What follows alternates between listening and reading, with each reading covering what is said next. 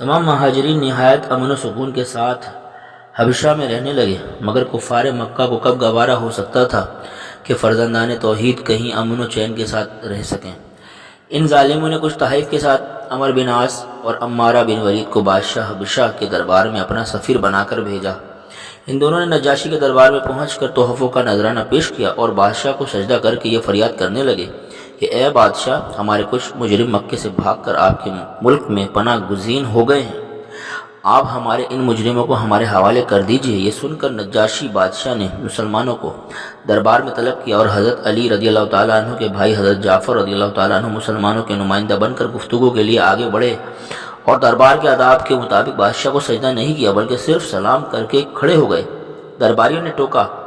تو حضرت جعفر رضی اللہ تعالیٰ عنہ نے فرمایا کہ ہمارے رسول صلی اللہ علیہ وسلم نے خدا کے سوا کسی کو سجدہ کرنے سے منع فرمایا ہے، اس لیے میں بادشاہ کو سجدہ نہیں کر سکتا۔ اس کے بعد حضرت جعفر بن ابی طالب رضی اللہ تعالیٰ عنہ نے دربار شاہی میں اس طرح تقریر شروع فرمائی: اے بادشاہ، ہم لوگ ایک جاہل قوم تھے، شرک و بت پرستی کرتے تھے، لوٹ مار، چوری ڈکیتی، ظلم و ستم اور طرح طرح کی بدکاریوں اور بدعمالیوں میں مبتلا تھے۔ اللہ تعالیٰ نے ہماری قوم میں ایک شخص کو اپنا رسول بنا کر بھیجا جس کے حسب و نصب اور صدق و دیانت کو ہم پہلے سے جانتے تھے۔ اس رسول نے ہم کو شرک و بت پرستی سے روک دیا اور صرف ایک خدائے واحد کی عبادت کا حکم دیا اور ہر قسم کے ظلم و ستم اور تمام برائیوں سے اور بدکاریوں سے ہم کو منع کیا۔ ہم اس رسول پر ایمان لائے اور شرک و بت پرستی پر چھوڑ کر تمام برے کاموں سے تائب ہو گئے۔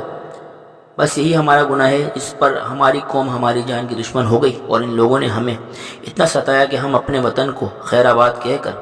آپ کی سلطنت کے زیر سایہ